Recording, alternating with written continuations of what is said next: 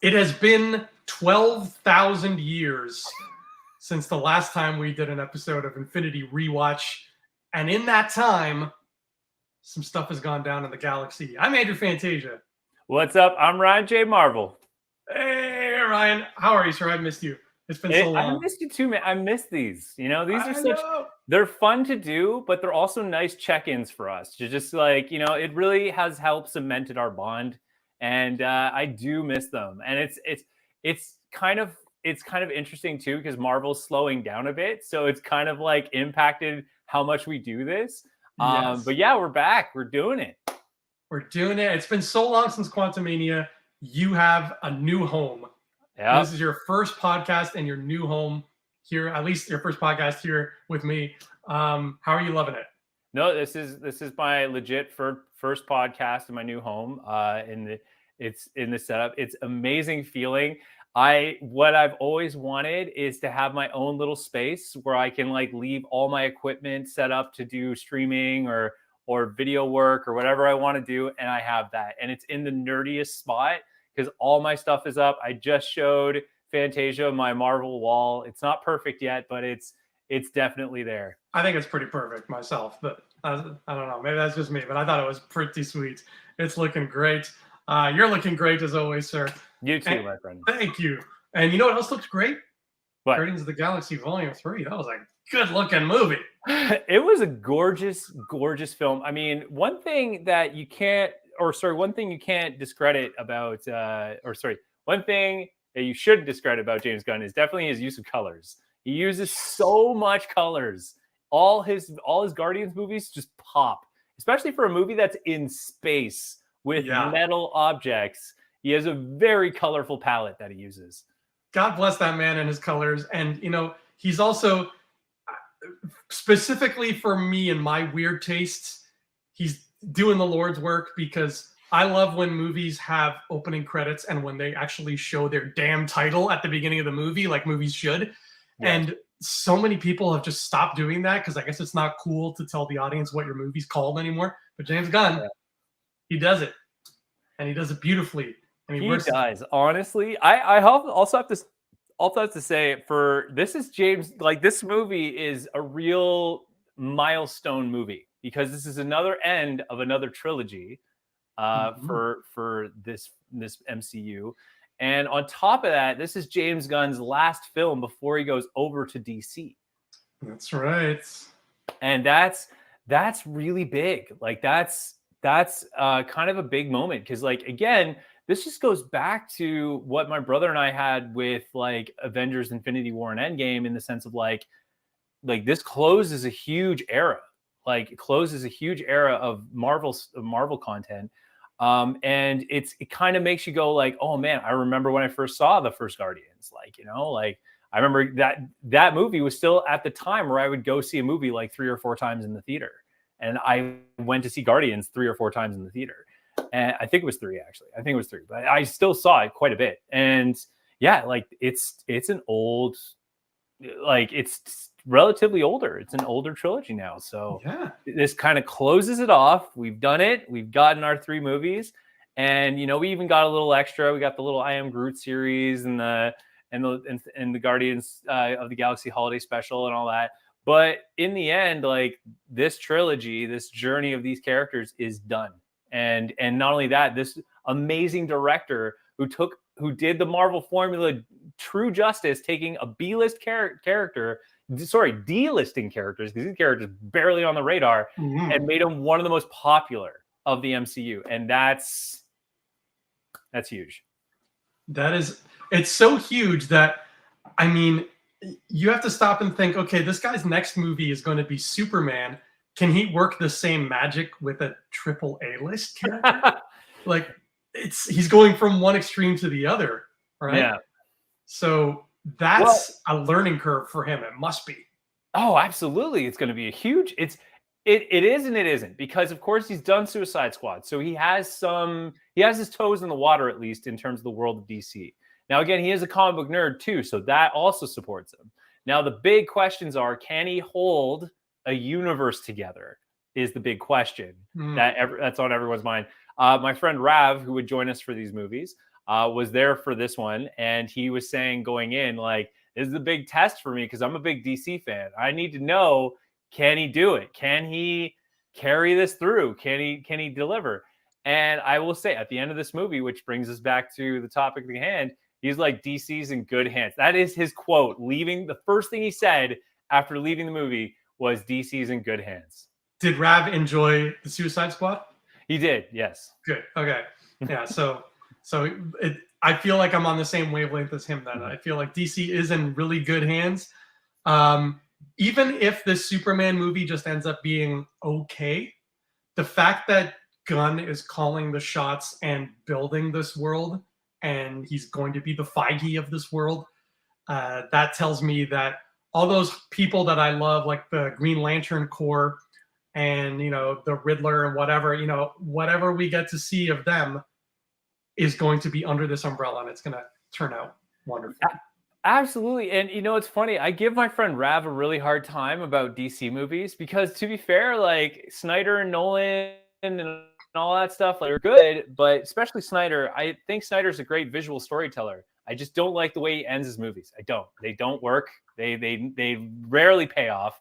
And the big thing for me here is that I don't like the art department of Snyder's world. It's too gritty, and to a point where it doesn't balance out the characters who don't fall into the gritty category. It doesn't make them look good. It makes them look very muddy. Yes. Like, it works for Batman, and Batman looks amazing, but not everyone shares the same lighting and same palette as Batman does. Like, you know, and I said it once, I said it 1,000 times. You know, Bruce Timm said it best. He's like, if I go into the movie to see a Batman movie, if the movie started, I can't find my seat because it's always dark. It's very noir. It's very, you know, but that's the point. It's supposed to bring in that setting of horror, fear, and, like, you know, and like trying to rise above that. But he's like, if I go to a Superman movie, I can find my chair, I can see my food, I can see the people in the theater because it's so bright. It's very sunny. So, like, for me, seeing the art department for Snyder didn't complement a lot of those things. Is that, like, everything has got this kind of dark noir filter over the whole thing, and it doesn't work. It does not fit the characters. And that's why when you look at the original cartoons with Bruce Timm, when you look at the original Batman before they changed it to match the Superman animation, that fit Batman's world. It looks like Batman's world.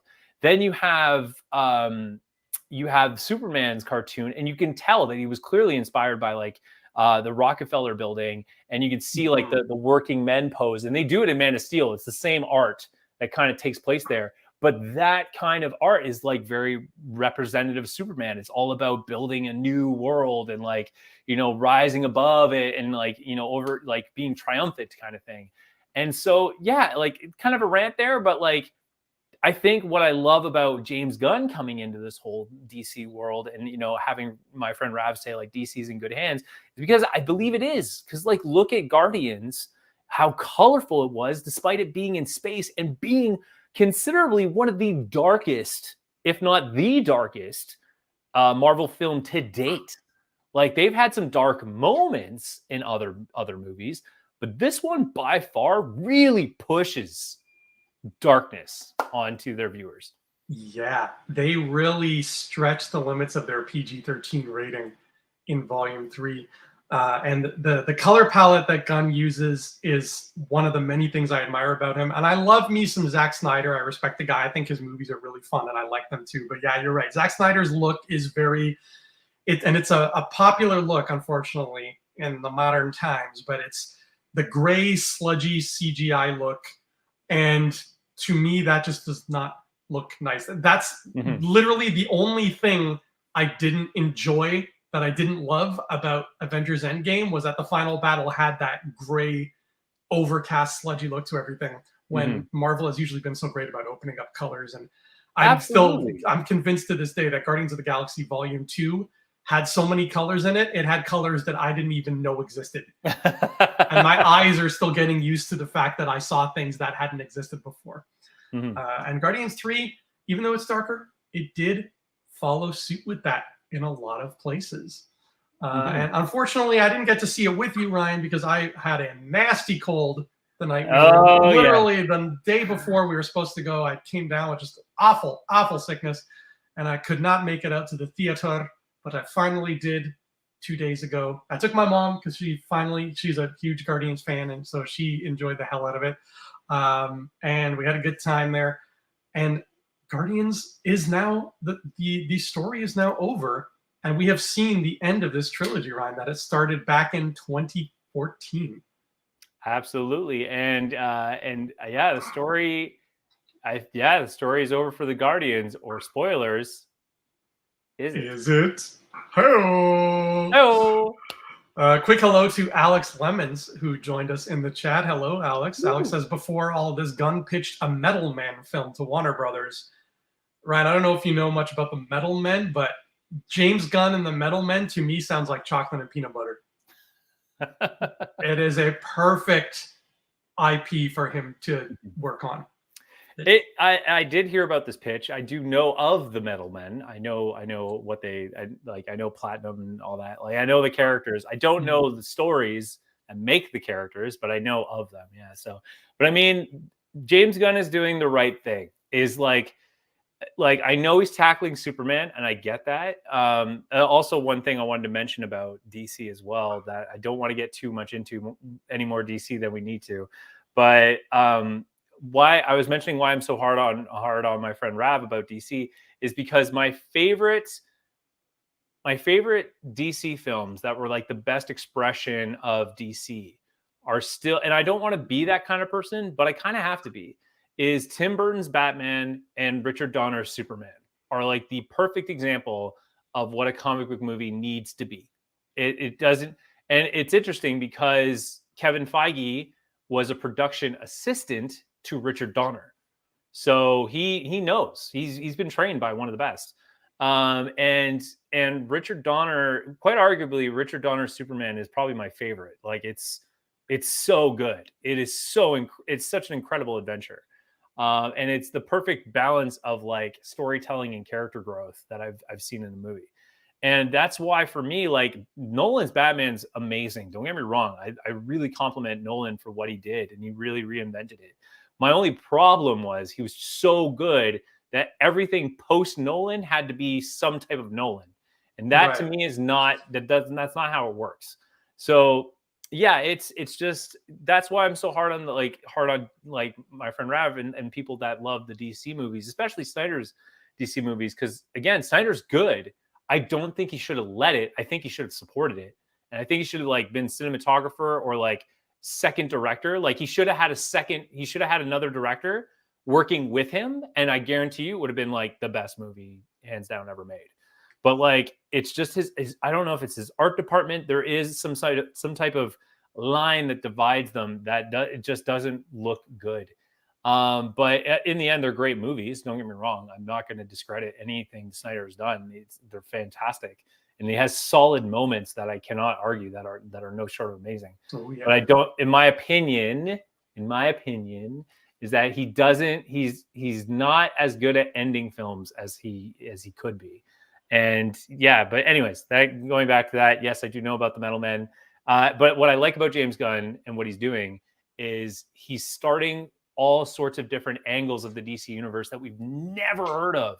Yeah. Like these, I think it's the Commandos or whatever, like the animated film he's coming out with. The Authority. The Authority. There's an animated movie that's coming out first. Oh, Creature Commandos. Yeah, you're right. Creature Commandos. That is brilliant. Start small. Start with the weirdest part of DC and work your way up the ladder. Because although I'm excited for the next Superman film because James Gunn's doing it, I want to see anything. I want to see much like everything else. I want to see more Wonder Woman. I want to see more like Green Lantern. I want to see a lot more Green Lantern. Yes. There's so much that I want to see in the DC world, but the problem is you always harken back to, Superman and Batman. And the thing is like, we've done them well. They're all so good. And it's like, yes, and what I love about what they're doing with Batman is when it comes to Batman's story, it's not going to be about him. It's about his kids. our kids. Sorry. So that's what I'm big excited. That's what I'm really excited about it. Mm-hmm. But yeah, so yeah, that's why, like, yes, go with the Metal Men. Give us, go as weird as you want. Doom Patrol is a good example. That's why that show's so good. It's like, give us the things that aren't familiar to us, because it's going to be like, I can't wait to see. You want to give people the suspense so that when Batman comes, when Superman comes, it's going to be like, holy God, like you've been waiting for this moment. Right. And we can't ever stress enough how much he made us fall in love with this team of Guardians who nobody knew about in 2013. Yeah. Nobody. And now we're crying because their story is over. That's right? It. Like Guardians is a great example. Like when we get to like let's get into the movie a little bit here, because like this story of characters, if you, again, you would not know who Star-Lord is. In fact, the only thing you would have known from the first Guardians film is Nova Corps, because Nova is one of the more popularly known characters. Did they give you Nova? They didn't even give you Richard. They didn't give you Richard Rider. They gave you the Nova Corps, but they didn't give you any character close to Nova himself. They gave you the armor, what the armor looks like. They gave you characters that Richard has talked to. But they didn't give you the one character that would have stood out above everyone else in the world of Guardians. And then what did he do? He focused on Star-Lord, really small character, focused on Gamora, Drax, Rocket, all these characters that, make up the Guardians. He focused on these D-level characters. These were not popular. And now Guardians 3 is here, and they bring in such unique characters. Like the villain is so embedded in Marvel history that this is a very familiar character for those who have. If you've seen the X-Men cartoon, then you know who this villain is. Yes, indeed. All right, so this movie does a great job. And one thing I will say about this movie too is that, and this, I think it kind of sets up our conversation. This movie doesn't leave any room for open chapters too much. Like, not at every part where there's a story to branch off to, they usually close it before they can like leave any lingering thoughts about it. Yeah, absolutely. They and we'll get to it when we get to the finale here, but it's like they do a good job of not making it feel like this is going to lead to another part of the MCU. They do a really good job of just saying, hey, there it is, folks. Close the book. We had a great time. Because that's how an ending should feel. And I love that. Yes, even though we probably will see these characters again, I love that they just took the time to give us that emotional ending. But we can't have an ending without a beginning. And by the way, while everybody's waiting for the Richard Rider Nova movie, I'm waiting for the spin-off of that ridiculously good-looking Nova Corps girl who's always taking notes for Nova Prime. Right? Where's her movie? Who was that? Can we please get just a movie about her and why she's so attractive? But I digress. So the Guardians have taken over Nowhere, and they're living on Nowhere, which coincidentally enough is the name of a major location in my books. Hey! So just saying, Stan Lee, you owe me some residuals. I'm kidding. But they've taken over Nowhere, and they're trying to live their life there. And Ryan, this movie just starts off without, there's no preamble here. You get dropped into the middle of nowhere, no pun intended, and then all of a sudden Adam Warlock's like, hey, what's up? Oh man. Okay, so yeah, so Adam Warlock, first of all, and again, a big character, not only from Guardians, like this character essentially kicks off one of the most popular comics ever made, which is again the Infinity Gauntlet. But we get a really good intro. What I love about Warlock in this film is the physicality of Warlock. That's where this performance truly shines. Now, one thing you have to keep track of, and this is something I was talking about with Isabella. She's like, why was Warlock kind of, for lack of a better word, she didn't use this word, but this is the word I will use, dim-witted. Why did he seem so dim-witted? And I explained to her that like it's because he's essentially like Vision. He was born yesterday. Yes. So he's going to be intelligent and he's going to pick up very quickly, like essentially everything. But in this movie, in this journey, he's essentially just born. So he's literally raw power and in this naive body, like, or sorry, in this naive mind. And yes, he just flies in, and the soundtrack still capturing what all the movies have done thus far. Keeping that, nice kind of 70s, 80s nostalgic flow. And even some of the 90s songs in there. But yeah, and he comes in and hits so hard. And this movie does a good job of using action to pick up the pace, because you do linger in emotions a lot, because in this movie, in the scene where Warlock comes in, you do see Rocket going through something, and he shows off the key a little bit shows off the key that he used to break free. And then Warlock just hits him, and then it gets into this huge fight scene, which is so fun. Yeah. And I kept not forgetting, but I mean, I knew Adam Warlock was going to be in the movie, but he just kept getting lost in the shuffle of my excitement of like, it's the last Guardians movie. I get to see the Guardians again, whatever. So I knew he was coming, but I wasn't really focusing on Warlock. And then he shows up so early in the game, like within like the first 3 minutes, he's there and he's demolishing the Guardians. I know he's supposed to be really powerful.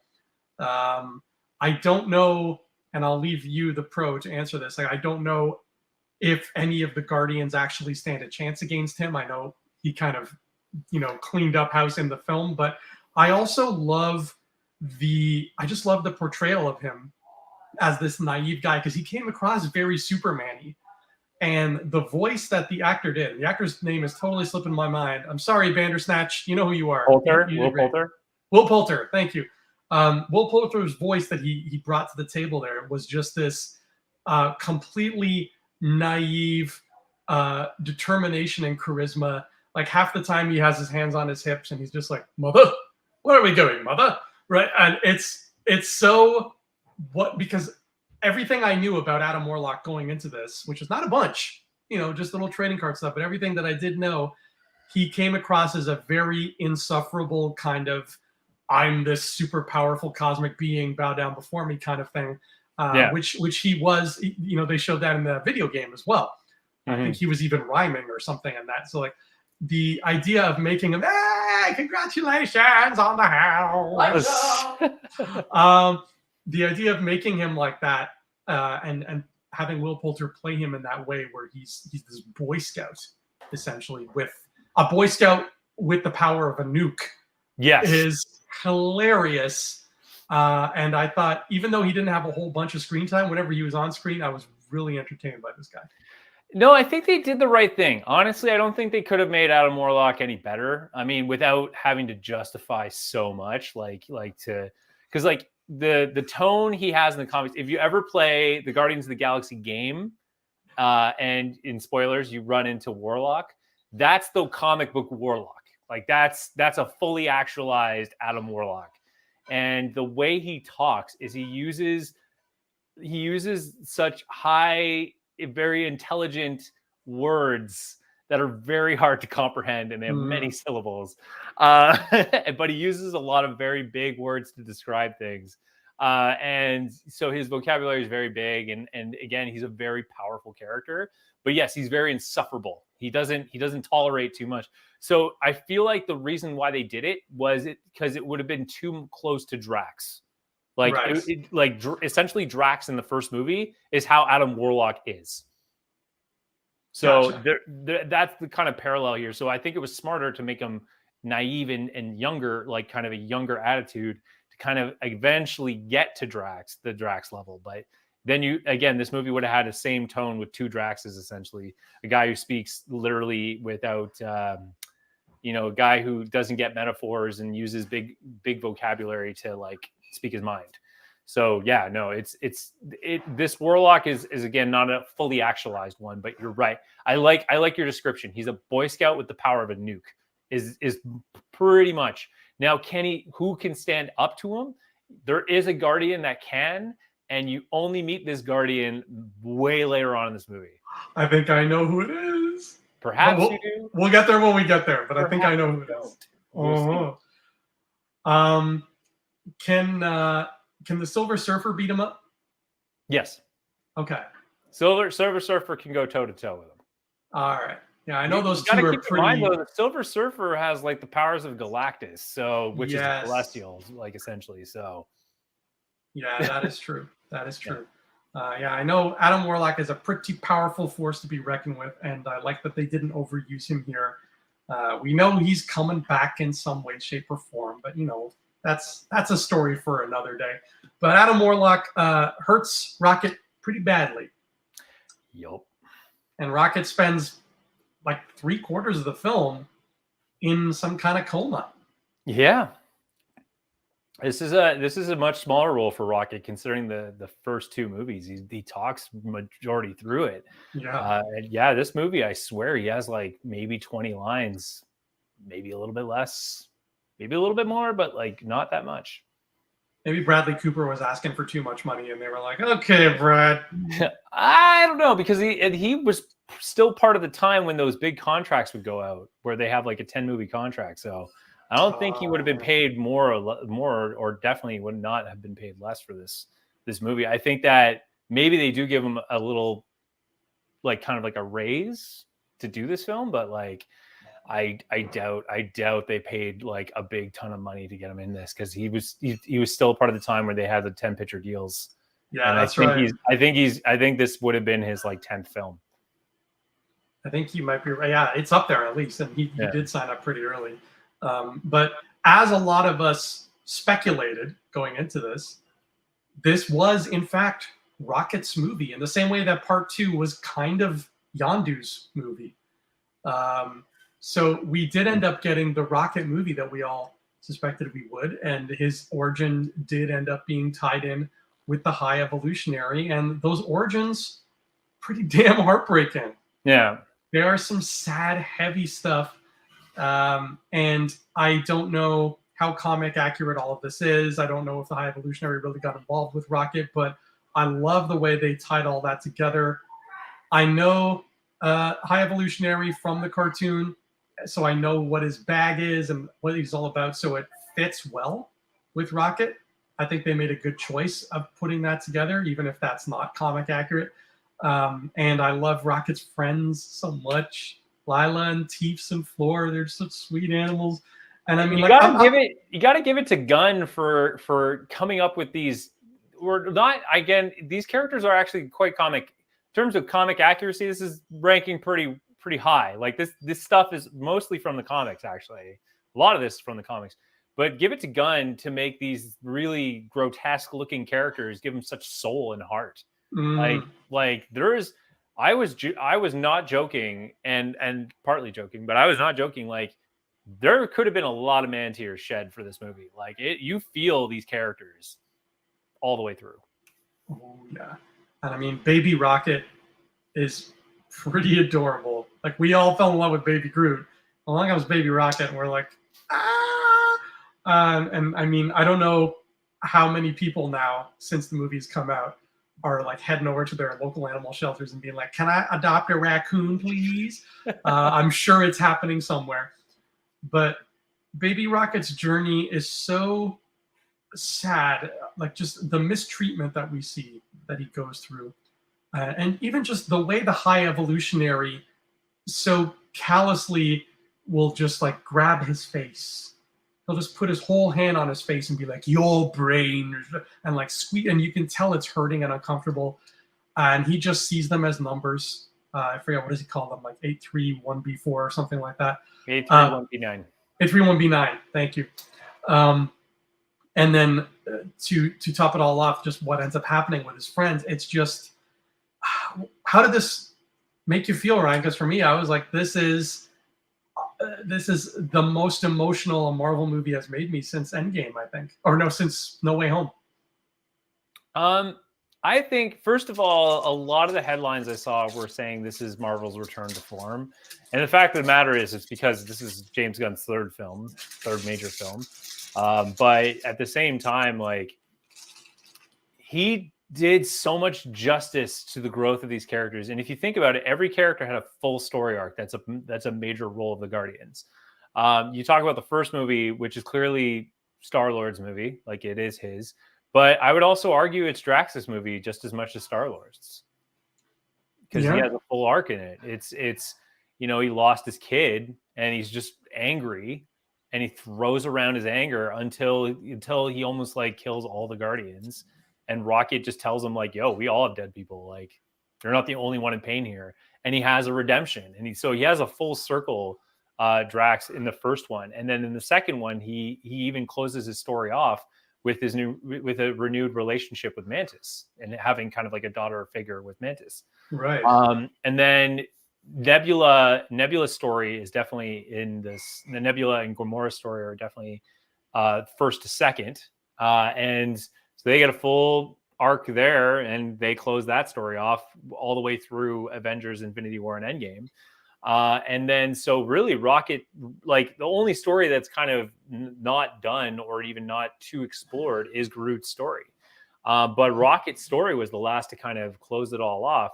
And Mantis, they gave you all of Mantis' story all the way through the second one anyway. So it's an incredible story to explore for Rocket. And they did pretty much pull from the comics. It's fairly accurate to it all. And Counter Earth, it's a real comic book reference. High Evolutionary is a Counter Earth there. And High Evolutionary is well known because he not only had this animal planet, but he also essentially was a part of the mutant history. So this was kind of a little nod that like mutants are coming. Mutants are coming. Like it's kind of there, but there's also a Kree part of it that plays a whole factor in the mutants and everything, and it's a whole unraveling. But yeah, so the Lila's story is very accurate to the comics. They actually used Hawkeye's wife is the voice of Lila, which is really cute. She is, and she again brings so much heart and soul to that character. But yeah, these characters are super grotesque, but they do such a great job of just making them so relatable, and just it's kind of an endearing story of like, just like, how do I phrase this?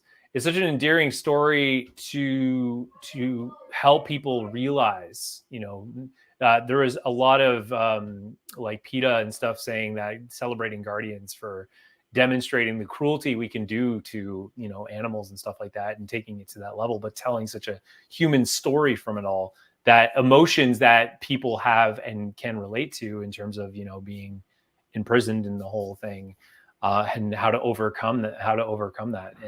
And I will say that shot for Lila, which again, if I did spoiler warning in the beginning, so let's just. Oh yeah, we spoil everything here. Yeah. What are you guys doing here if you don't watch beforehand? Exactly. That shot, you feel it, like you shake, because like it's so loud, but at the same time, it's just such a perfect moment that you think he's gotten them out. And not only that, it's such a beautiful story because like there are no questions. Villain's motivation, hero's motivation, and that's it. Like this is where I go to how beautiful simplicity can be. Is like all you need to know is like High Evolutionary is a genius, but even he can't figure everything out. And one of his experiments figures out the key to the one thing he was trying to figure out. And he's just so mind blown as to why. Like how, like why and how is this creature better than me? He is the High Evolutionary, and this creature that he made is better than him.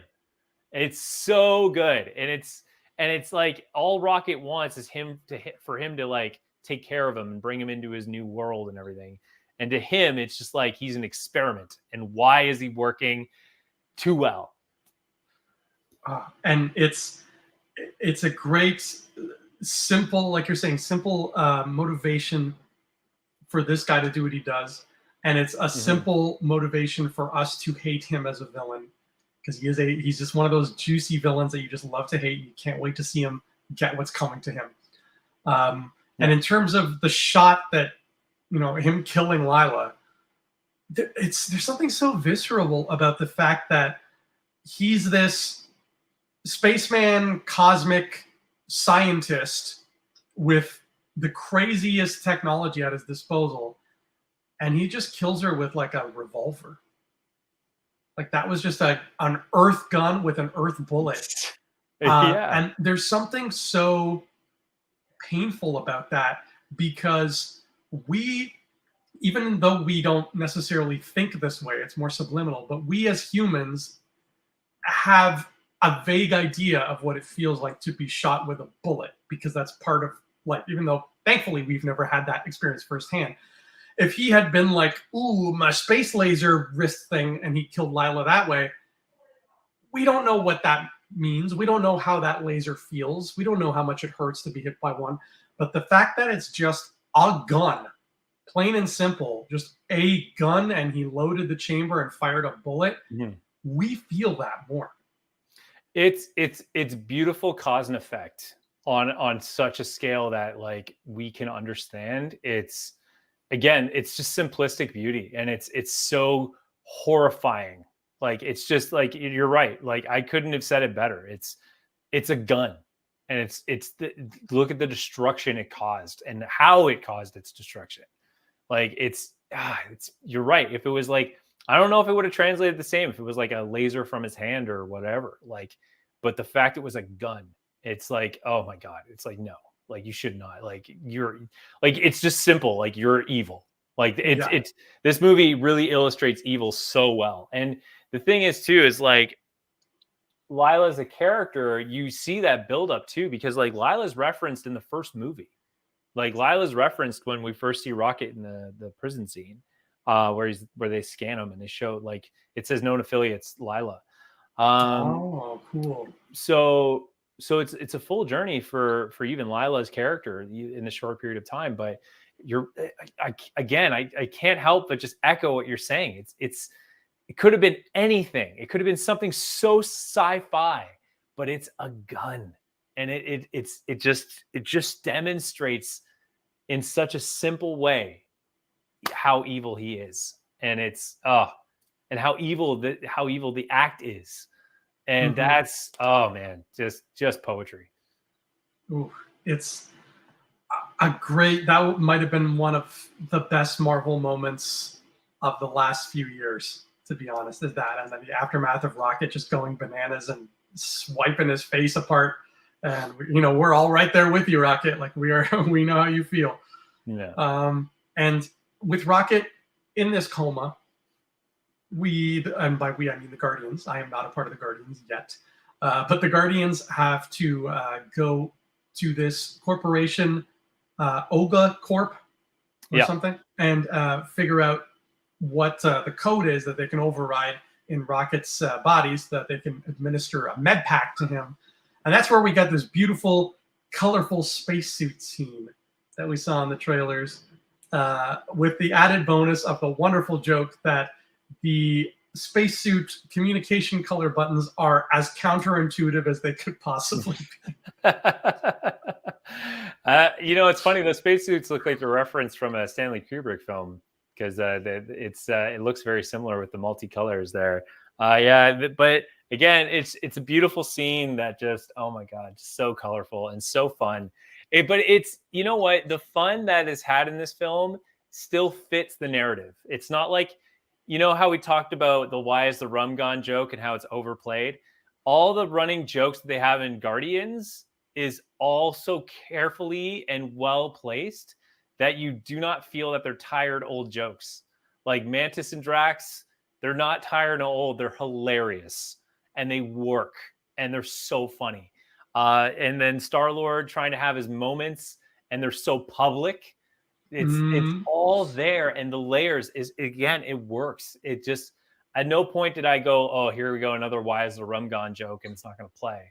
It was so funny. Every moment was so good. And especially too, because Rocket kind of carries a lot of the comedy throughout Guardians. Like Rocket's always kind of the punchline of most jokes, or even the setup of most jokes. And then the punchline happens after. But yeah, in this movie, he's out.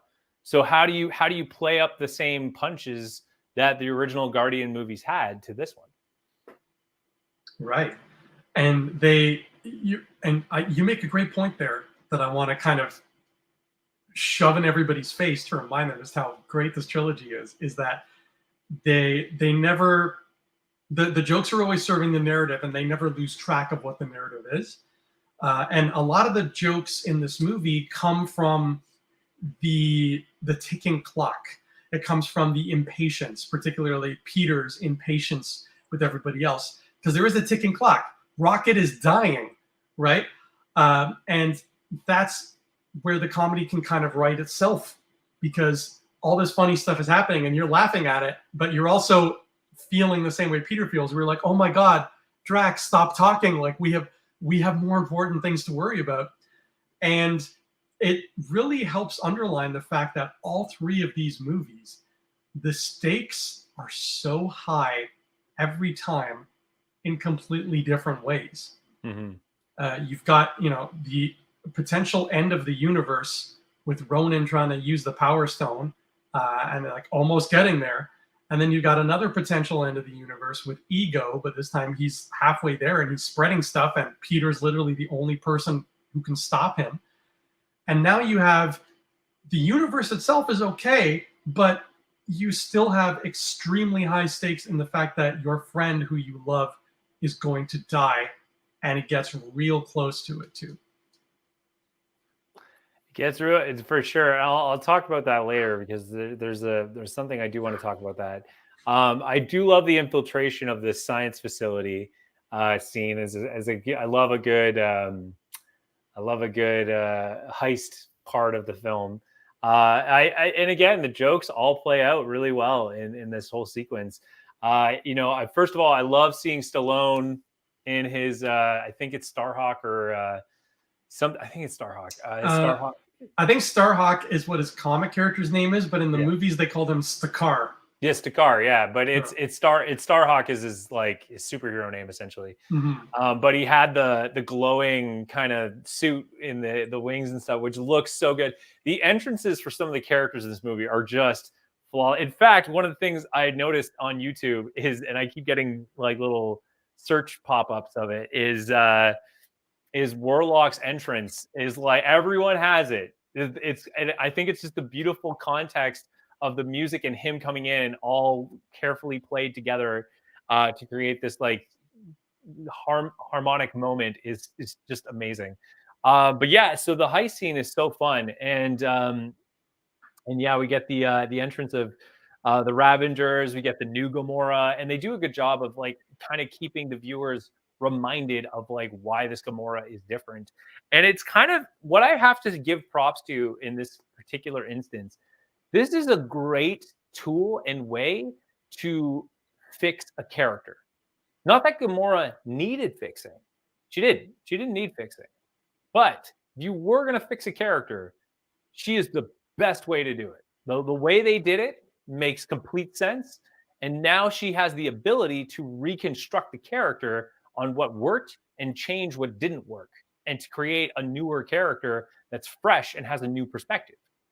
Like, Gamora in the comics is a badass, and like she has a dysfunctional relationship with Star-Lord. They did hook up, it didn't work out. So they're, now they're just whatever. And I think for the movies, like it was at the time, it was nice to do this like, love story that they had, and they had a full story about it. But then having this reset moment where she gets, they pull her from an alternate timeline. It's great to kind of get to see the different decisions that make up the character. Like she didn't beat Star-Lord. So what is she like? And they do a great job of reinventing the character. And in a way that's not like, oh man, like I get it. And I know that like people that are like, don't necessarily love comic book films, I think for even them, this is something that you would totally accept, because you get it. They spell it out for you in such a beautiful way that this is a new character, even though it's a character that's like from a different timeline and the whole absurdity of it all. But it's really genius to kind of reinvent the character this way. Yeah, they did a great job of making it not be a retcon of her death. Yes. Because I was really worried about that. I'm of the mind, when a character dies, let them be dead. so that it can have emotional weight. And when Gamora died, I was like, oh, that's so sad, but it's so cool because we lost the Guardian. That's cool, awesome. And then to bring her back in Endgame and just have her come back, just it's the different version of her. I was worried, and I'm like, okay, what's Guardians 3 gonna do about this? Are we just retconning her death? Because that would be a bummer. I don't want to do that. And they didn't go that route. They didn't have her just be like, I'm back and I'm the same old me and everything is great. And I'm falling in love with Star-Lord all over again. Yes, they definitely showed. They walked the perfect tightrope act where they showed that this is a woman who is essentially at heart a good person who's willing to do the right thing. The poison that is Thanos has not been fully washed out of her well yet, as it has with Gamora Prime, but we see that slowly starting to happen. She has found a new home with the Ravagers, who are a much more aggressive group than the Guardians, but still a family. And we've seen that with Yondu and the way he treats his crew. So we can see that she has found a family the same way Gamora Prime has. It's just a different one. And it would be selfish of Peter to take that away from her just because he had a Gamora who is different. And that to me is a beautiful way of playing that out. I don't think they could have done it any better after integrating this new Gamora. That's the absolute best way to play that out and not force her back in and force her back into a romance. It was exactly what it needed to be. And it's a good almost cautionary tale to other writers in a way to be like, if you're going to do this, don't force it because that is a disservice to the character. Absolutely. It exactly. And they take, like, Marvel took good care of these characters for sure. And I couldn't agree more that it's like a perfect evolution. And you see her, like, again, I think what I love about what you said there is exactly that, which is she still retains the core values of Gamora Prime. Like, she retains them all, but she doesn't have the same guidance that the original character did or the same support system. So now, but in the end, the result is still becoming the same because of the world she's in now. So without Thanos. So it's a beautiful journey. And even Nebula, it's interesting how there's kind of a huge shift between Nebula and Gamora now, where Gamora is the more hardened one and Nebula is the softer one. Yeah. So it's a beautiful shift of character growth. And it's interesting too, because again, like, you know, especially you as a writer, like you're like, it's an interesting way to reinvent and tackle these characters, especially the relationship they've established. Yes. And it's always fun in relationships when you've been going for a couple movies to turn it on its head and see what happens. That's why it was so much fun in Toy Story 2 to have Woody say, hey, I'm going to go with these new toys I just met and go live in a museum. And Buzz has to be the one to be like, dude, you are a toy. You are meant to be played with by a child. That's what we love about character growth and about using character growth in sequels to take things to the next step. And Nebula is a perfect example of that. Her arc just throughout all of the MCU is chef kiss. I don't know, in the comics, does she spend more time being villainous or more time being heroic? I would say more anti-hero kind of thing. Like, she has moments where she kind of leans always back and forth and you never really know where she lands. But in the end, she'll still do the right thing. But I would say it's a very much like a Punisher kind of story arc of the character, because, you know, though they do good things, in the end, how they get to do good things, the means in which that justifies their ends, may not be exactly the, you know, best way to do it. Yeah, that's Nebula, and I mean that definitely fits. She's just a Nebula, you know. Yeah, in the Marvel United board game, she's playable as a hero, but they don't have her as a villain. Mm-hmm. So you can't reenact any Gamora versus Nebula battles. But next year, when the next season of that game comes out, High Evolutionary is going to be a villain, and I can't wait to hurt him for everything he did to Rocket and his friends.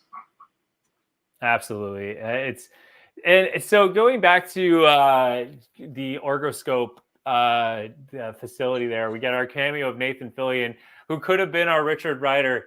There was a part of me in this film where I had a moment. Where I'm like, oh my God, they could reveal him as an undercover Nova Corps agent. And then he finally finds out that like Xandar's been wiped out. And it's like the kickoff for him to like become Nova. And I'm like, I was all for it. I was like, oh my God. And in the end, like he yet again plays like some offshoot character, Master Karja. But he had fun. It was a fun sequence to watch. Like he was hilarious, and he's the same Nathan Fillion I know and love. But there was a part of me where like I actually mentally mapped out like this could be a huge Richard Rider reveal, and this would be perfect. But that didn't happen. It didn't happen, but Karja was fun. I love his meat suit, and that whole Orga Corp there is just a wellspring of cameos, because we also got Jennifer Holland showing up, Mrs. James Gunn herself. She shows up there as I think the communications officer, right? We got Daniela Melchior as the pink-skinned alien, who was Ratcatcher in the Suicide Squad, and she was just a lot of fun. And we got my homegirl Tiffany Smith, who had just a blink and you miss it cameo where she plays like she's on like a video billboard, and she's talking about Orga Corp and how great it is. I have a big crush on Tiffany Smith. She's like an online personality / actress. She looks like Meghan Markle, but even prettier. Oh, wow. Yeah. And I think this cameo fest in here and just everything that happens in this corporation scheme, it's indicative of something that James Gunn does so well that I never thought of till after this movie. And the only other director I know who does it really, really well is Sam Raimi, which is every background character, by the time you're done with them, you feel like you've known them for years, right? Look at all the people Spider-Man encountered, like his landlord and the daughter, and the people who work at the Daily Bugle, and just all the people on the subway in Spider-Man 2. Like his background characters are so full of life. And with James Gunn's films, the same thing happens. In Guardians, every time we meet a person who has only one line, I still feel like I'm going to remember that person for the rest of my life. Yeah. Do you know what I mean? Like in the first movie, the communications officer that Drac threatens, he's like, "No, I want Cornix batteries." Yeah. But yeah, no, absolutely. I couldn't agree more. Every character has a lot of life, especially too. If I was an up and coming actor, hell yeah, I'd be an extra in any one of those films, because you never know what kind of spotlight you're going to get. And then get carried through the film. So absolutely, there's definitely some great moments. And again, and even the settings are characters, like the locations, right? Like, Isabella was grossed out by the Orgo Corp building because it's like a giant organism essentially, but like it had so much personality. Yeah. And like then at the end when they break out and turn off the gravity and they're all like floating and all that stuff. Or sorry, malfunction the jetpacks and they're all floating around. It was so fun. It just screams personality. And then as we get into the journey of Counter Earth and get into High Evolutionary again, it's interesting because I was wondering if they were going to expand on the High Evolutionary himself and his journey, because again, he leads to the mutants. He, as a part of Quicksilver and Wanda's journey, he essentially created them. Through the DNA of Magneto, and it's a whole thing. Now they kind of changed their history over many versions of comic books, but that was a moment in their history, and he played a moment in the mutants' history as well. And I love that journey, and the whole them going after the High Evolutionary was just so fun. I mean, we could get into some nitty gritty moments. Like I love the suburbia they go to. And, getting into the car and dropping the F-bomb and all that stuff. It's fun. But for me, the final conflict on the ship is just where the spotlight needs to be. Like that whole sequence is just amazing. It's a wonderful climax. And we can jump to it. But I do want to talk about the F-bomb really quickly, because it is Marvel's first F-bomb. And that's a big effing deal. Now, I thought it was funny. I thought it was a funny moment. But personally, and I want to know your thoughts, Ryan. Personally, I think for Marvel's first F-bomb, they could have put it somewhere better. Yeah, I feel the same. Honestly, it didn't pay out as well as I thought it would. Like, and I think the delivery was kind of. I don't want to get too nitpicky because then I'm just being a critic douchebag.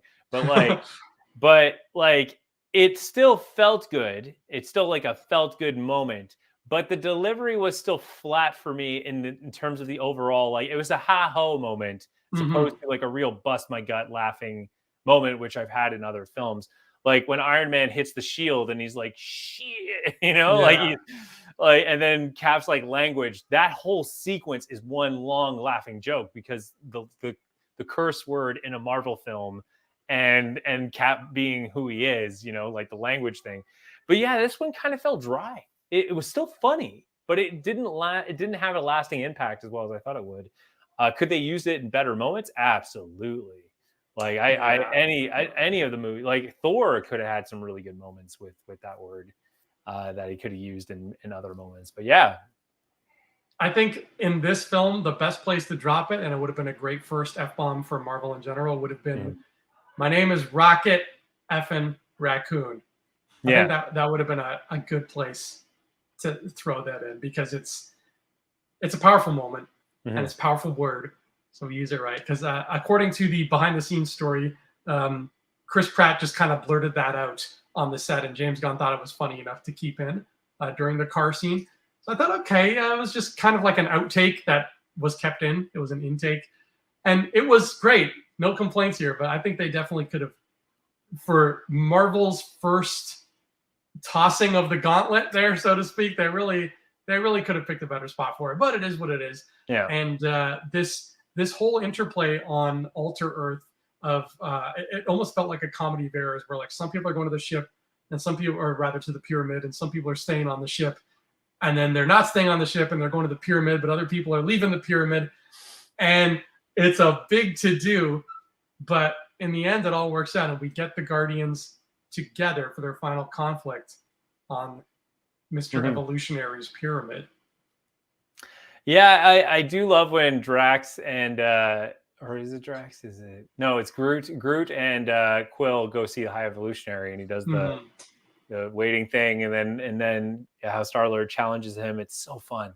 And I actually just realized Groot doesn't have a big role in this either. No, that's Like the surprising other because he's Rocket's best friend. I thought he was going to really have something to say here, like in terms of everything. Yeah, same. And like honestly, I felt he was kind of a flat character in this one, to be honest with you. I don't think he really paid off as well either, especially for the last scene he has in this movie.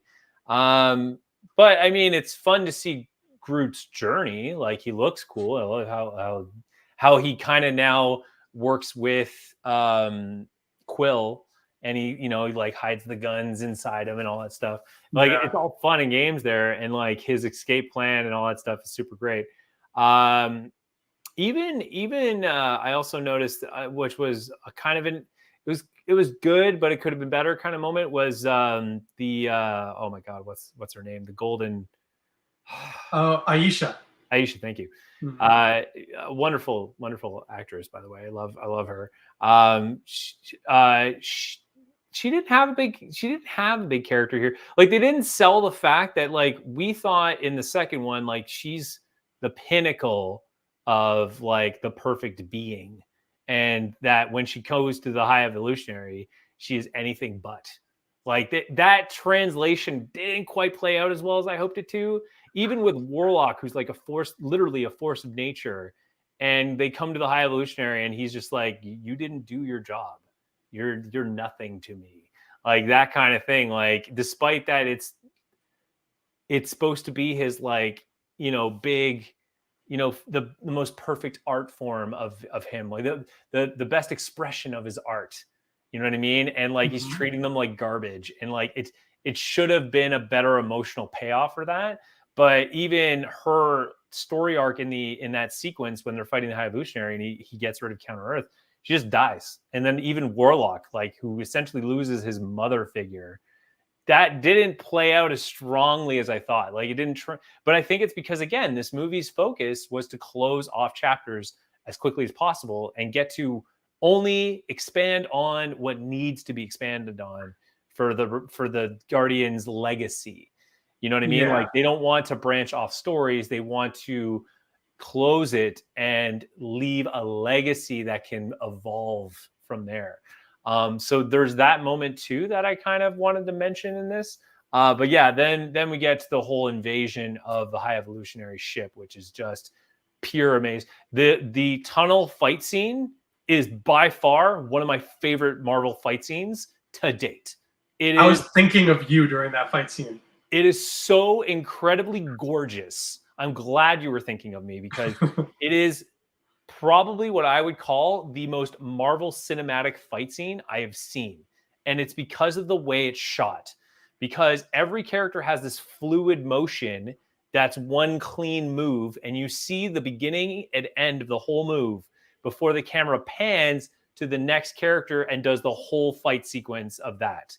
Yes. I cannot stand when they cut the moves too quickly because you're kind of catching up with it. Best example of like craziest fight scenes that you don't see is the Bourne series. Most of the Bourne movies, they sped up Matt Damon's fight scenes because they said he wasn't great at fighting.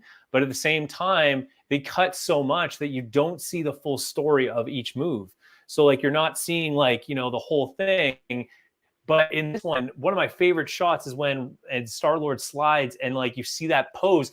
It looks like a comic splash page. And it's like, I hope every fight scene is like that. Yes. What a great climactic fight. What a great just fist pumping fight. The Guardians it's a hoorah moment. Like it is so like, hoorah. Yeah. It's one of those things where the context and the action and everything all comes together for this beautiful cinematic fight scene climax. You're absolutely right. Yes. That's one of the episodes that I've always wanted us to do one day is our favorite fight scenes in Marvel. And I mean, that's making the list. Let's just say it right now. That's making the list. I already have I don't even need to write it out because I already have my list. I know exactly. Yeah. I know exactly what I like. I think your number one is Christine Everhart versus Tony Stark when they're wrestling on the bed. Yeah, 100%. Because it's the origin story of Annihilus.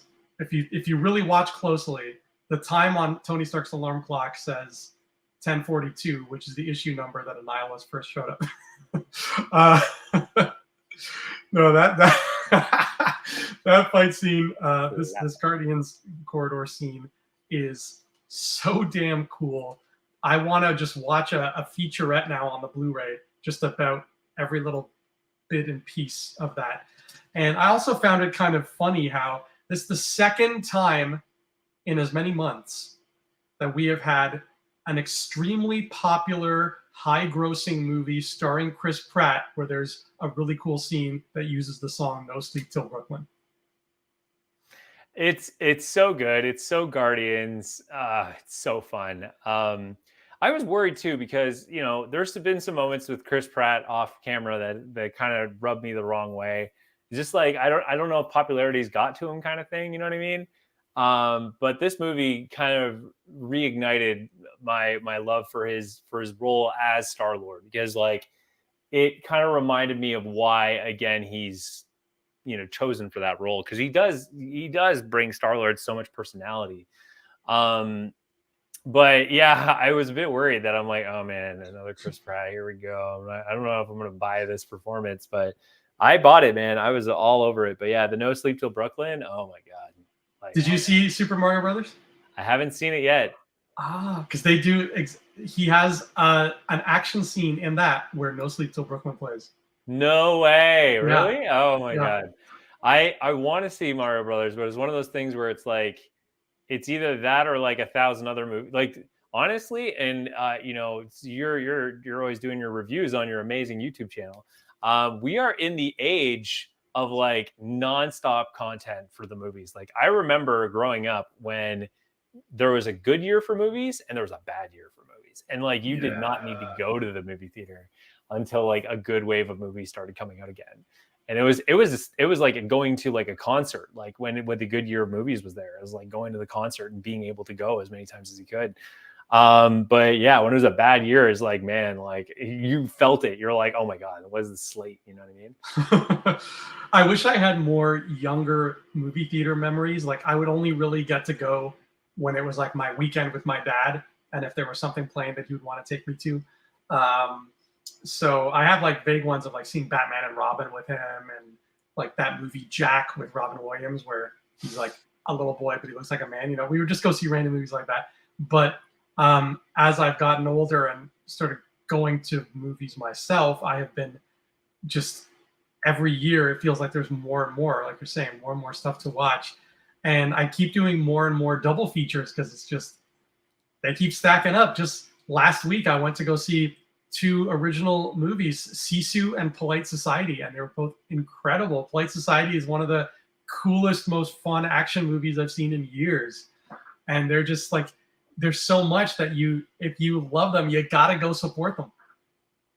Well, Sisu, I definitely want to see. that Yeah. one looks so much fun. But yeah, it was that thing. But even again, going back to this, like I was worried about going to a Chris Pratt movie, but in the end, still wins me over with that character. Like it's so fun, and the whole end fight scene. It's a long battle. Like the battle lasts like the last quarter of the movie, and there's some really interesting moments. I mean, even something as small as Rocket freeing all those animals. There's such a moment of like, you did it. Like you redeemed yourself. You know what I mean? Like you came back and you saved all your friends.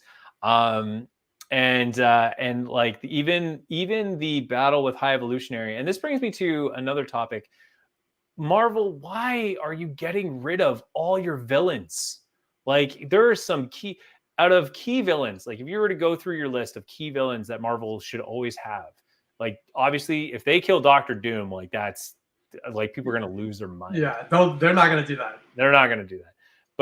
But like, and technically, I mean, I know there's the social climate going on with Kang right now, but even technically Kang, they could say they killed him off, which they did. They took out essentially the Conqueror, who was like one of the biggest characters, again, ranking pretty high on the villain list.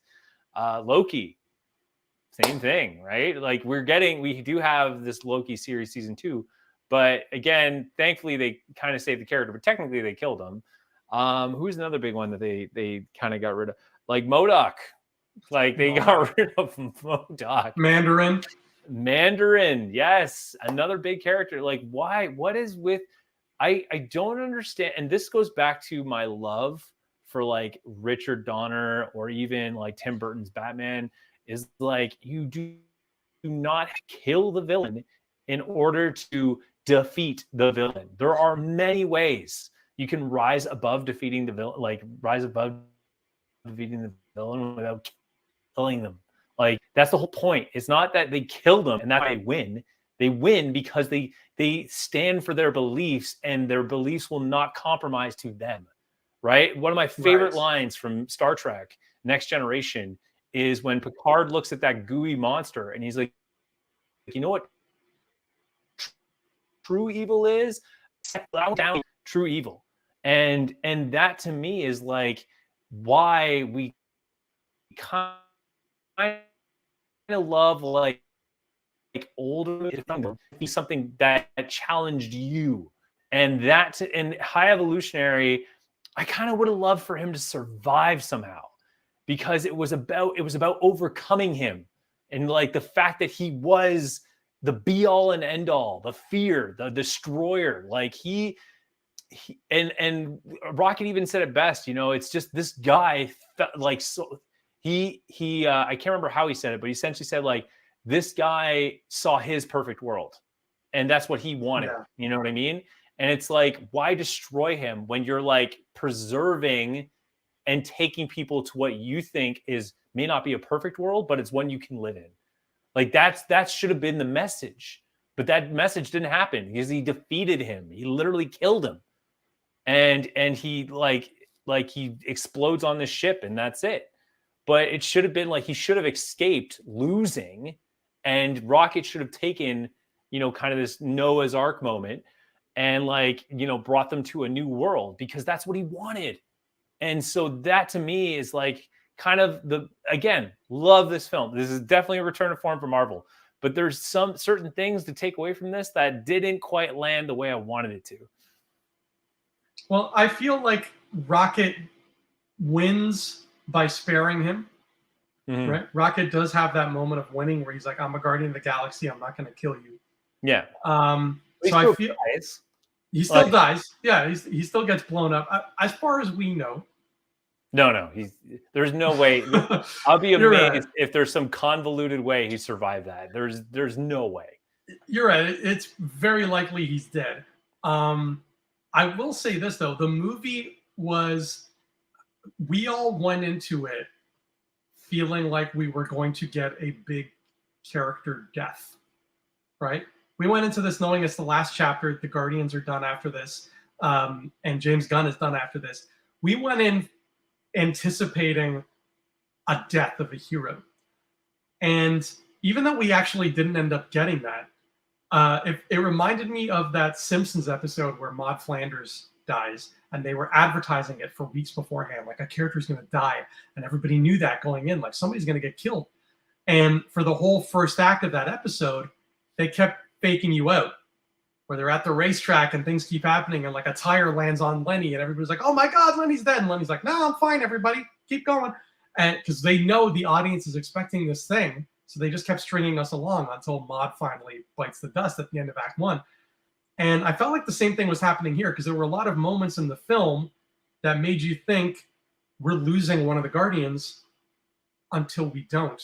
Even like as early as at Orgo Corp, Nathan Fillion shoots Drax like twice in the stomach, and the music gets really dramatic, and Drax is like, "Run, leave me behind." And I'm like, "Oh shit, is Drax dying right here?" Like, that would be amazing. Like, we're like halfway through this movie and we're losing one of the Guardians. That's so cool.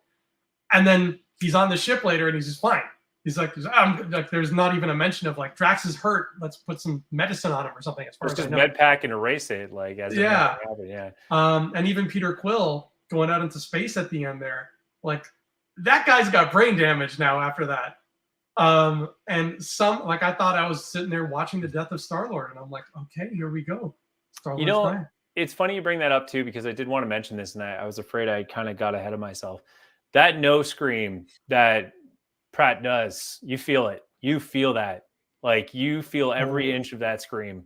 When Rocket's about to die? Yeah, when Rocket's about to die. Yeah. And I love that. I love that. But again, I do appreciate that no one actually really died. I love how close they make it. I do. But I don't think anyone needed to die. There are ways around it. I know Whedon, I know he's not a favorable subject either, but like, I know Whedon would always kill off a character, and I don't think you need to. Again, it's how far can you stretch the near death and making viewers convinced that they can die. That's how you in Star-Lord's case, how far can you stretch his face and make viewers convinced he's about to die? Yeah. Wow. Yeah, and you're right. There's no necessity behind the deaths. Like, I even thought Warlock was going to die at one point. Oh, true. Yeah, that's right. And I was worried, because I'm like, no, like, we need to keep, like, Warlock can be a lot of fun if you build out a story. But yeah, I was really worried that they were going to do that. He would be a great character to mix in with the Eternals. Give them somebody to go up against, because he's powerful enough that can be a thing. He's even better to introduce Silver Surfer and Galactus. Oh, yeah. Yeah, he's definitely showing up whenever they show up. Yeah. There's so much you can do. But yeah, there's a lot of near deaths. But I think I'm okay with it. I don't think anyone needed to die. But that one moment where Rocket could have gone, I was that's how you do it. That's how you do a near death scene. Yeah, that got me, man. That really got me. And every time it happened, like first with Drax, then with Rocket, then with Star-Lord, every time it was happening, I was just like preparing myself. I'm like, okay, this is their death. I'm okay with this. I'm accepting this. I'm ready. I'm ready. And speaking of deaths, I'm moving over to our Marvel Memorial Cemetery, which is our tradition here on Infinity Rewatch, where we put characters who died in the cemetery and we talk about what their graves might look like. And we have 2 characters to add here, Ryan. We have the High Evolutionary and Aisha. And Lila. Oh, yeah, and Lila. Yeah, poor Lila. Okay, let's put High Evolutionary first. Get him out of the way because he's a big meanie. Yeah, he's, again, one of the darkest villains, honestly. I'm really surprised they got rid of him because he's historically a huge character. My brother talks about him. Like my brother knows him really well. Yeah, I remember him talking about him too. Yeah. I think when we were talking about WandaVision, he was Yeah. going on about the High Evolutionary. Because he loves that Wonder Gore, man. He loves it. Loves Wonder Gore. But yeah, I'm honestly surprised. He made a mark though. We're not going to forget him anytime soon. What do you think his grave is going to look like?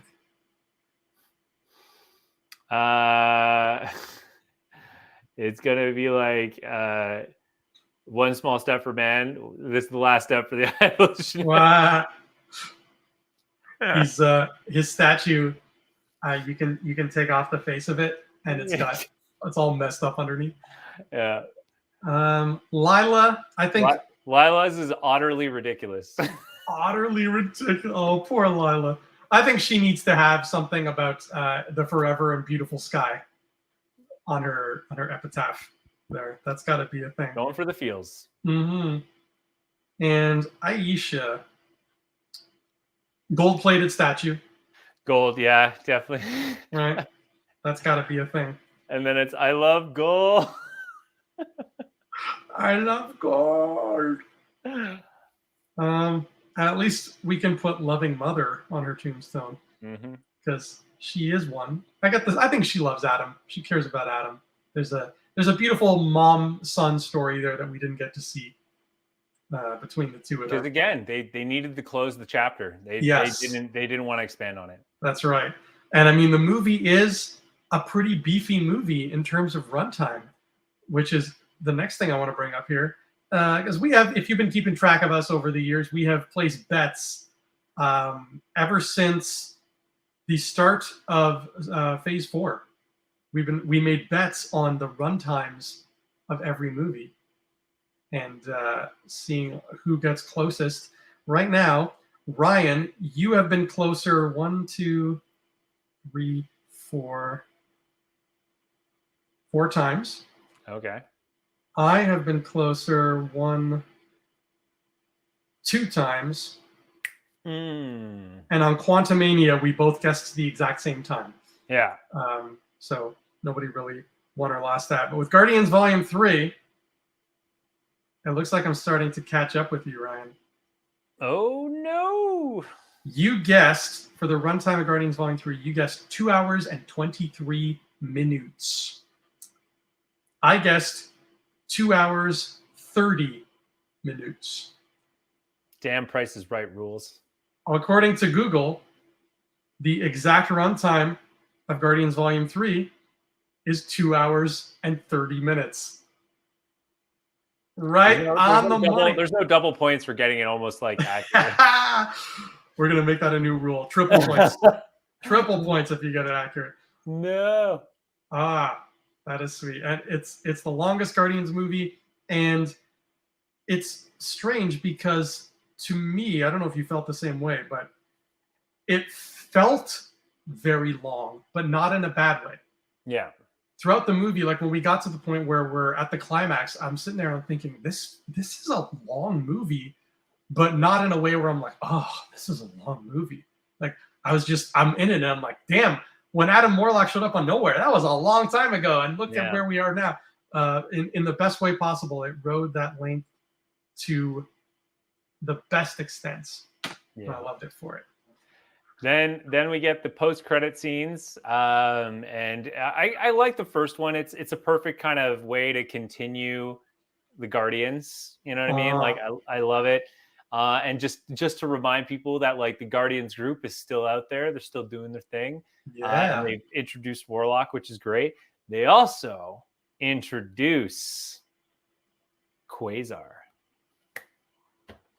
Interesting, because so that girl, right? We're talking about the girl, because I know that character's name, but I didn't know she was also Quasar. I know her as Phyla Vel. Yeah. She becomes Quasar. She becomes Quasar. Amazing. And she's the one who can go toe to toe with the Warlock. Amazing. Okay. Now, what's interesting is she gets cosmic bands that give her the power to do like the Quasar stuff. But in this one, they used High Evolutionary to imbue her with her powers. Right. Yeah, he's got all these star kids who all have the exact same hair.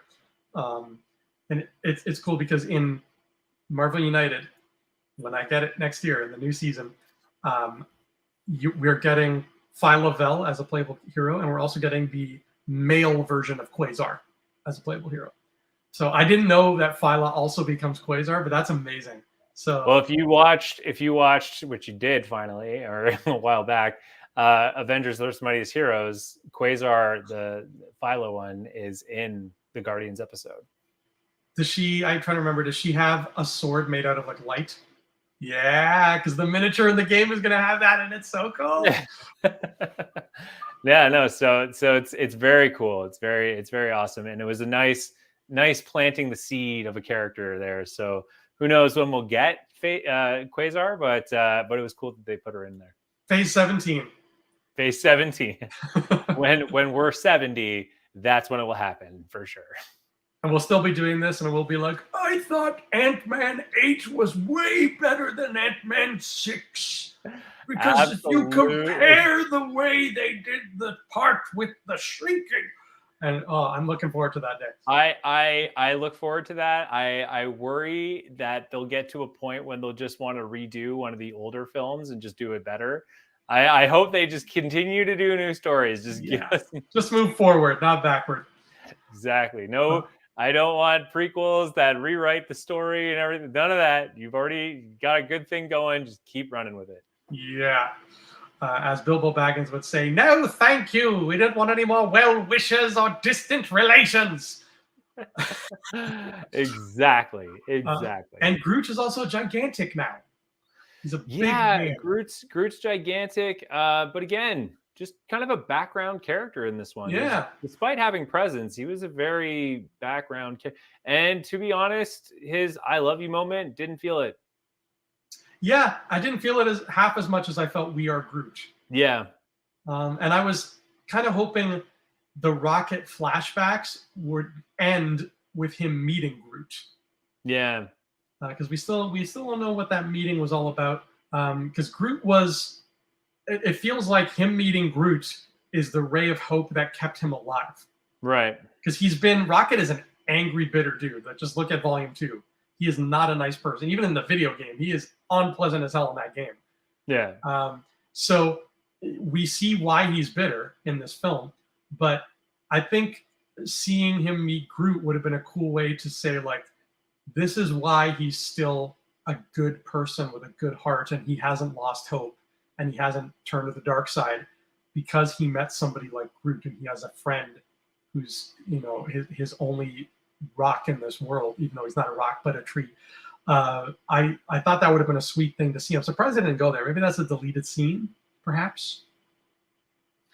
Maybe. I don't know. Like I said though, I didn't really feel it. But again, I'm glad to see Groot is just still growing, literally and figuratively. But yeah, it's again, it's nice to know that the Guardians are still going. Now, fun fact about the second post-credit sequence is they finally give you the name of his grandfather, and the name of his grandfather is actually the name of his biological father in the comics, which is Jason of Spartax. That's right. Or Jason Quill, and he is like the emperor of space. Like he's the government of space. I think Palpatine would have something to say about that, but go on. It's fair. But he has to work with the Kree, he has to work with the Skrull, but we don't know if that's just a nod or that could be a big thing, especially because he went back to go see his grandfather. Could just be like a nice little full circle moment because the first movie he ran from him and now he comes back to him kind of thing. But it also kind of puzzles me as to how do you know that's Peter Quill? Like does he just have that? Does he have that look about him that's like, oh, clearly this is the grown up version of the the grandkid I lost, 20 something years ago. But like, or like, does he know that space like was he part of space and that he just decided to settle on Earth and that's it? But again, like, I don't know if those are I don't know if those are valid questions, to be honest. Like, I don't know if it's just a moment that we need to just celebrate. And then that post moment afterward is the big moment there. But I don't know. Yeah, that's the way I saw it, where it was just, it's not something meant to be overanalyzed. It's just, he gets up from the table, he walks over to him and looks him in the eyes, and it's that familial feeling of like, yeah, that's my grandson. It makes sense because he's been thinking about Peter for the past 30 years. Oh yeah. And to look and maybe he saw some of his daughter in those eyes, right? And that is enough to say like, yeah, it's you. Oh my God. And there's so much warmth to that it stands on its own two legs just like that. You don't need any kind of stinger or mystery to add to that. It's just them reuniting and then them eating cereal and Peter saying like, yeah, don't mow the lawn. You don't have to mow the lawn. We'll mow the lawn for you. So that moment is just a nice, sweet moment of saying Star-Lord is around. He's on Earth. He's here. And yes, the legendary Star-Lord will return. We know he's on Earth now, so we'll probably have to wait till Avengers or something, because I can't think. The other Earth-based stuff like Thunderbolts, Captain America, I don't see him fitting in. Only Kang Dynasty or Secret Wars. Those are the only two films I can see him being relevant. Yeah, that's about it. Yeah. So it's nice to give him that little bit of peace.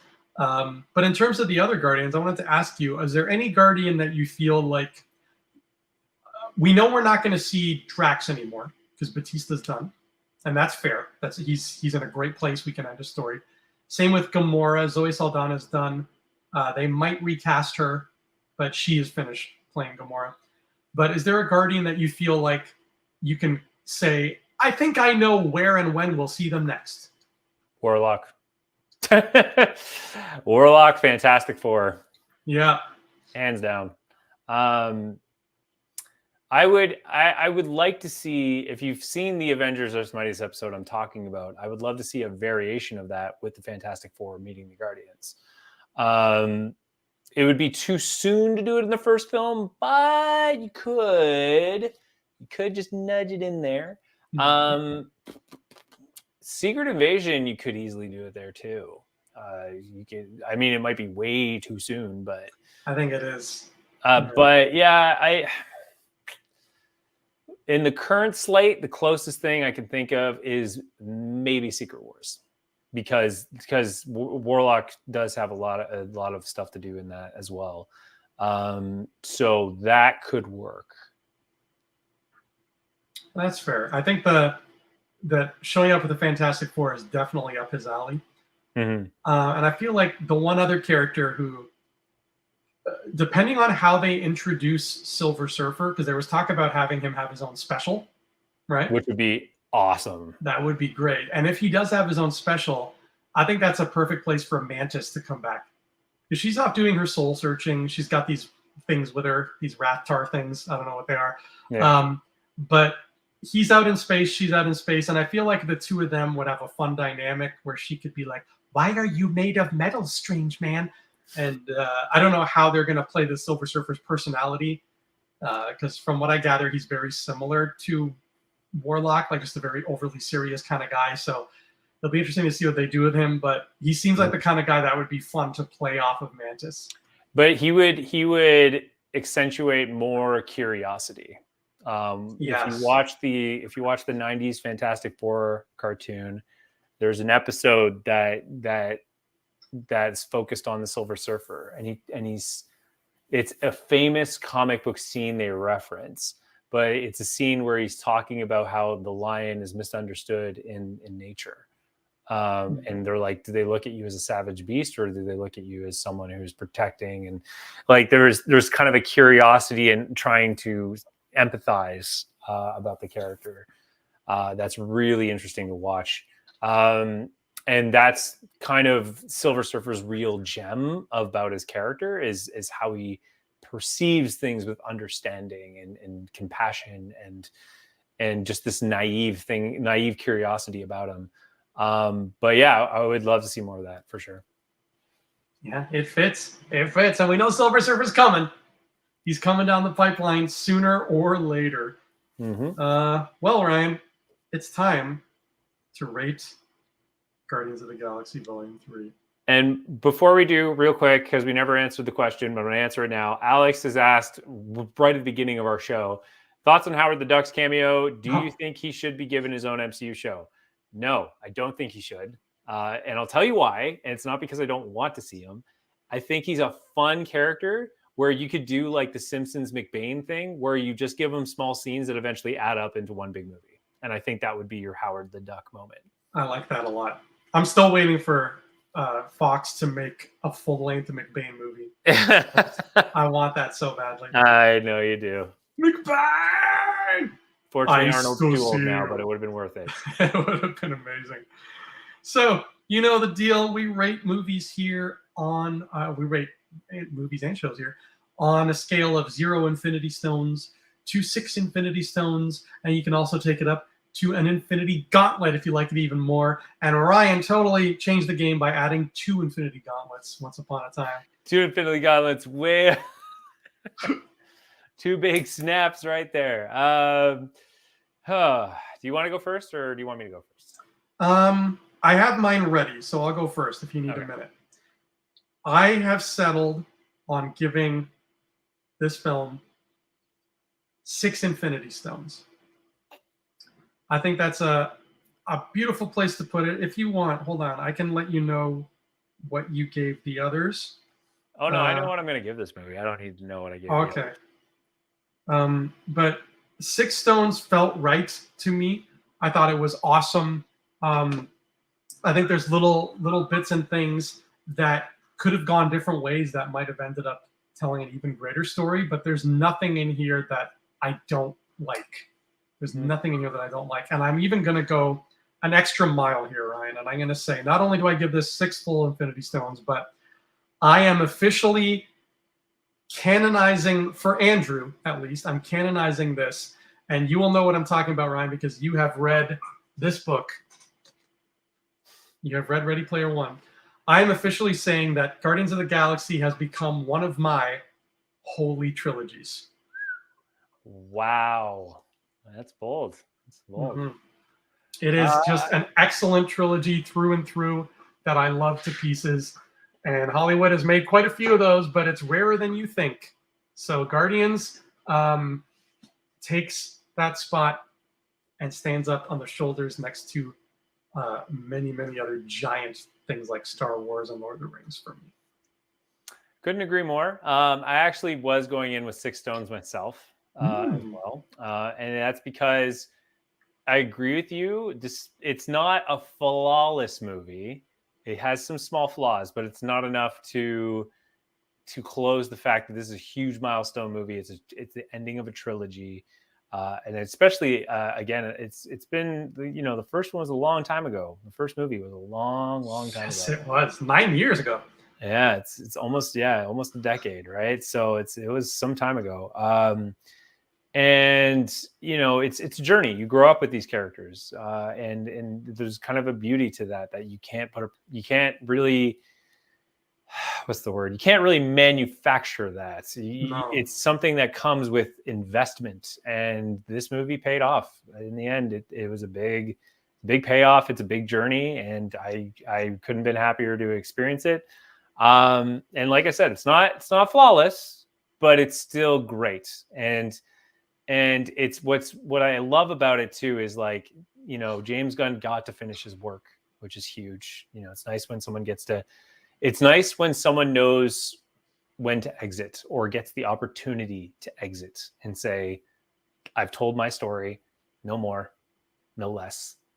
And then, go on to other things. And that's exactly what he's done. And he's off to DC now. And I'm looking very forward to seeing how he's going to reboot this whole thing. In fact, it's the only reason why I want to see Flash is how is this thing going to reboot? And yeah, it's this Guardians was fun, and he found a diamond in a very big rough and told an amazing story. So if every artist got to do what James Gunn got to do, the world would be such a better place. If every artist got their chance to be like, this is the story I want to tell, as long as it takes me to tell it, here it is for everyone to enjoy. Yep. That's the kind of world we need to live in. That's why the WGA needs fair wages, people, right? End the strike by giving the writers fair wages. That's right. We're getting political now. I don't care. Yeah. No, exactly, man. Don't, this is not the first time this happened. And then look what happened when you gave the writer fair wages. We lived in the probably arguably one of the best times of content ever. Mm-hmm. You know what happened before all this good content? It was nothing but reality shows. Oh, nothing but reality. And then after that, kicked off Game of Thrones. So yeah, pay your damn writers, Hollywood. Pay them well, and you thank them for the wonderful content we've enjoyed for the last 10 years. Have you seen like yeah, it's about for since the last strike? Yeah, 2008 or is 7. when we were in school. Is what we were in school together when. Yeah, so I think it was 2007, because it was Quantum of Solace. That's the famous movie that the writer's strike really just kind of dogpile on top of. But you know the picketers, they have like the blank signs and they've been writing on them, and they're all writers, so they're all really clever. I saw a really funny one. The internet's full of them right now, but I saw a really great one that said, without writers, every movie would be Star Wars Episode 9. Oh my God. Oh, it's good. Oh man, that's so good. The writers there's so many shots fired in these signs. It's like, I hope somebody makes a coffee table book of these signs one day, because they are fantastic. That's really funny. It's really funny. Ryan, where can the good people find you when you're not cavorting the galaxy in search of Cosmo the space dog? For now, you can find me on a lot's changed since the last time I streamed. Sorry. Right now you can find me on Expert Zone. So if you type in youtube.com/Expert Zone, that is where my job, where I do YouTube videos for my job. And it's fantastic. It's a lot of fun. My team does a lot of great work. So please show your support by checking out our content on there. Awesome. And you can find me on Twitter, Instagram, TikTok, and Facebook at Andrew Fantasia, where I am just desperately plugging my new fantasy novels, We Were Wizards, because they're a lot of fun. And if you like fun and colorful magic and things like that, and you probably do because you're watching a podcast or listening to a podcast about Guardians of the Galaxy, you're going to love We Were Wizards. It has been my child. I've been working on this story since high school, and there's 2 books out right now with many more to come, and you can get them on Amazon. Search for We Were Wizards on Amazon, and it's a hardcover paperback, and e-book. So Brian, thank you so much for joining me on this wonderful talk of Guardians 3. We're going to be back sooner than you think, because it's only like a month till Secret Invasion. That's right. But it's a secret. Yeah, that's right. We can't tell you. I mean, there's no more Marvel ever. That's what I meant to say. Yeah. But until the next time you see us here, everybody, please have a marvelous day.